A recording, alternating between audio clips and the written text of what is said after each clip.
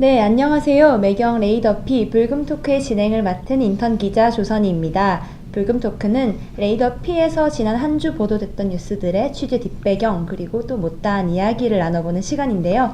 먼저 레이더피 기자들의 자기소개를 들어보도록 하겠습니다. 네, 안녕하세요. MBN 정치부의 윤범기 기자입니다. 반갑습니다. 네, 안녕하세요. 매일경제 레이더피 김정범 기자입니다. 반갑습니다. 네, 그럼 먼저 윤 기자님, 이번 주에는 문재인 대통령과 김영삼 전 대통령의 관계에 대해서 기사를 쓰셨죠? 네, 그렇습니다. 지난 22일이 김영삼 전 대통령이 돌아가신 지 2주기가 되는 날입니다. 그래서 이제 현충원에서 추도식을 했죠. 네, 열렸죠. 거기에 문재인 대통령이 참석을 하셨습니다. 네. 그러니까 문재인 대통령이 왜 이렇게 김영삼 대통령을 신경을 썼을까? 가서 이제 추도사도 멋지게 해주셨는데요. 네. 생각을 해보면 문재인 대통령하고 김영삼 대통령은 의외로 공통점이 굉장히 많습니다. 일단 거제도 출신이죠. 둘 다. 네, 사실은 대한민국의 국회의원 대통령이 한 10명 정도 될까 말까 한데 그중에 2명이 거제도 출신이라는 건 굉장히 닮은 점이고요. 네. 또 국회의원도 부산에서 당선됐다는 점이 또 비슷합니다. 부산이 낳은 정치인인 거고, 그런데 여기까지는 많이 알려져 있지만 네. 조금 더 거슬러 올라가면 좀 재미있는 인연이 있어요. 1988년에 김영삼 대통령이 노무현 대통령을 공천해서 정치에 입문시켰다는 건 많이 알려져 있죠. 네. 근데 사실 김영삼 대통령이 노무현 대통령을 공천할 때 네. 문재인 변호사한테도 똑같이 제안을 했던 겁니다. 오. 그래서 노무현, 문재인, 그리고 김광일이라고 하는 3명의 변호사가 네. 당시 부산에서 제야 인권 변호사로 굉장히 유명했다고 합니다. 그래서 그 당시 이제 새로운 인재 영입을 추진하던 김영삼 전 대통령 측에서 그 3명에게 다 공천을 제의했고, 네. 그 사실은 누구든지 그 당시에 김영삼 대통령의 공천만 받으면 부산에서 거의 무조건 당선되는 거나 마찬가지 당선의 보증수표 같은 거였거든요. 네. 그래서 사실 노무현 대통령과 김광일 변호사는 받아들였습니다. 네. 그래서 두 분 다 1988년에 12대 총선에서 국회의원이 됐죠. 그런데 문재인 변호사는 거절했습니다. 거절을 했습니다. 네, 그 당시에 이제 김영삼 대통령의 측근 중에 박종웅 의원이라는 분이 계셨어요. 그분이 문재인 변호사의 경남고 동기랍니다. 고등학교 동기고 친구니까 이제 박종웅 의원을 보내서 설득을 했는데, 그 문재인 행동하는 리더라고 하는 책에 보면 그 당시 장면이 이제 묘사가 돼 있어요. 네. 박종웅 의원이 이렇게 말했다고 합니다. 친구니까 편하게 이야기할게. 이번 총선에 출마해라. 총재님 뜻이다. 이렇게 얘기를 했더니 문재인 대통령이 내 성격 모르나? 나 정치 안 할란다. 이렇게 거절을 단호하게 했다는 거죠. 단호박처럼. 네, 성격이 보이네요. 예, 그리고 이제 문정수 전 부산시장인데 그 당시엔 국회의원이었겠죠. 네. 그분도 다시 또 찾아가서 2차로 설득을 했는데 아이고. 역시 이번에도 거절을 했다. 그래서 이제 어쩌면 1988년부터 국회의원이 될 수도 있었는데 문재인 대통령은 그 당시에는 정치에 참여하지 않았고 대신 친구인 노무현 대통령이 국회의원에 출마한 거를 이제 옆에서 적극적으로 도왔다. 이제 뭐 그렇게 알려져 있고요. 네. 그러다 보니까 이제 문재인 대통령이 2012년에 첫 번째 대선에 출마했을 때 네. 그 당시에 김영삼 대통령이 아직 살아 있었습니다. 네. 그래서 김영삼 대통령은 그럼 그 당시에 누굴 지지했느냐? 사실 궁금한 대목인데요. 김영삼 대통령은 사실 박근혜 전 대통령에 대해서는 별로 감정이 좋지 않았던 것 같아요. 박정희 대통령을 워낙 싫어했기 때문에. 네, 지난주에도 그래서 얘기했죠. 그 유명한 7 뭐라고 하는 이제 표현도 하셨고. 그래서 근데 정치적 중립을 지키겠다는 입장이었기 때문에 누굴 공개적으로 지지하진 않았어요. 근데 김영삼 대통령이랑 얼굴이 똑같이 생긴 차남이 있습니다. 네. 김현철 씨라고 하는 정말 똑같이 분인데, 생겼죠. 그 김현철 교수가 그 당시에 거제도에서 기자회견을 열고 문재인 후보 지지를 선언을 했죠. 그때 이제 김영삼 대통령한테 아버님께 보고 드렸느냐 이렇게 기자들이 물어보니까 아버님께 그렇게 하겠다고 말씀드렸고 아버님께서는 이제 묵시적으로 그냥 알았다고 하셨다.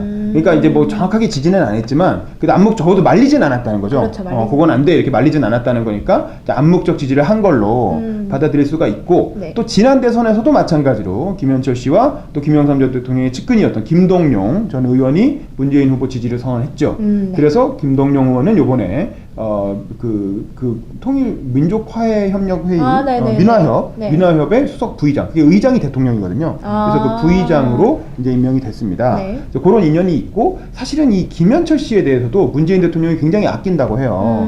그래서 이분을 좀 국회의원에 출마를 시켜서 정치적으로 재기를 시켜주려고 많이 신경을 쓰셨다는데 당대표 시절에도. 네. 근데 이제 저희가 이제 그 민주당 관계자들 같이 인터뷰도 했지만 네. 들은 바에 따르면 시도는 많이 했는데 당에서 김영삼 전 대통령의 아들이라는 거에 대한 거부감이 워낙 크기 때문에 예, 일단 당에서 반발이 너무 심했고 네. 그리고 이제 재보궐선거가 갑자기 줄어들면서 출마할 기회가 많이 없어져가지고 그래서 아직까지는 이제 기회를 못 주고 있다. 근데 이제 문재인 대통령은 참 이 김현철 씨를 굉장히 애틋하게 생각해서 기회를 주려고 많이 노력을 한다. 뭐 그런 얘기를 우리가 들었죠. 아, 네. 되게 깊은 관계였네요. 네.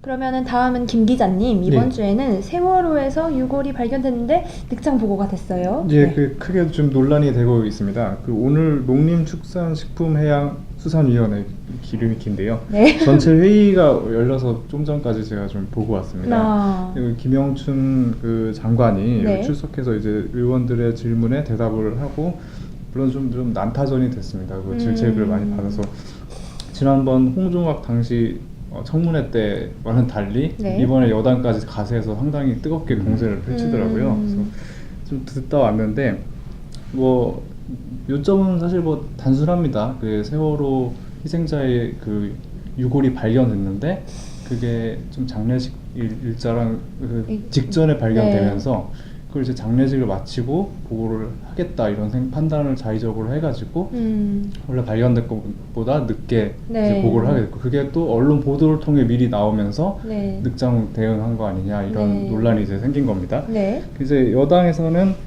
뭐 이런 얘기까지 하더라고요. 박완주 의원 같은 경우는 세월호 특별법에 따르면 이제 직무집행을 방해했을 때 징역 5년 이하, 벌금 5천만 원 이하에 처벌할 수도 있다. 뭐 이런 이거에 해당되는 거 아니냐 이렇게까지 공세를 하기도 하고. 네. 그다음에 또 그래서 뭐 조직적인 은폐 얘기. 그래서 그런 게 아니냐. 예 그런 얘기들이 많이 나왔습니다.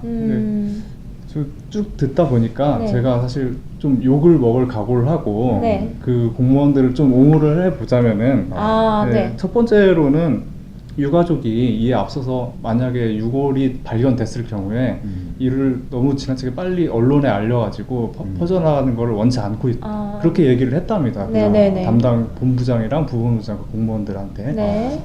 너무 이게 일단 좀 쉽게 퍼져 나가서 이렇게 회자되는 게 본인들한테 좀 가슴이 아프다고 생각을 하신 것 같아요. 네.